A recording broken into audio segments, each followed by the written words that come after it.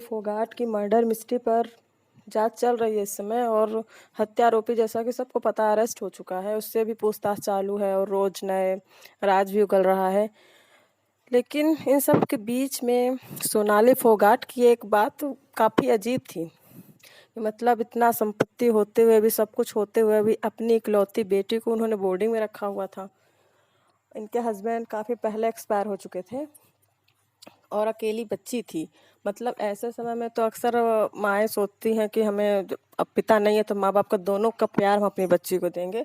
लेकिन सोनाली फोगाट ने तो खुद से भी उसको अलग कर दिया कि पिता का भी साया नहीं है और मुझसे भी दूर रहे।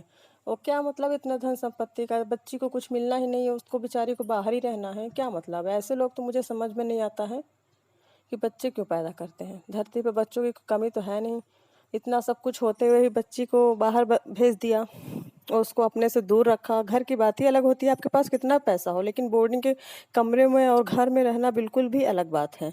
बोर्डिंग के कमरों में सिर्फ आप कमरा, हॉस्टल का कमरा, जहाँ आप स्टडी रूम, उसके अलावा और आप घर में जिस तरह कंफर्टेबल रह सकते हो उस तरह बाहर थोड़ी रह सकते हैं।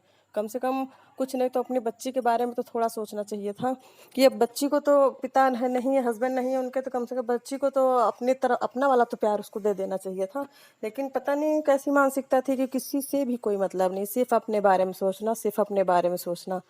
हो सकता है इस तरह की औरतों का, हो सकता है यही अंजाम होता हो, जिन्होंने कभी किसी के बारे में सोचा ही ना हो, सिर्फ अपने बारे में जिसको सोचना हो, अपना ही सुख समझ में आता हो, अपना ही आगे पीछे सोचना हो और किसी के बारे में कुछ सोचना ही ना हो।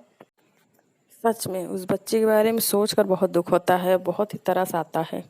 मतलब किसी के लिए भी माँ बाप का साया उठ जाना बहुत बड़े दुख की बात होती है। और खैर सोनाली फोगाट तो जैसे जीते जी भी उसके लिए नहीं थी मेरे ख्याल से।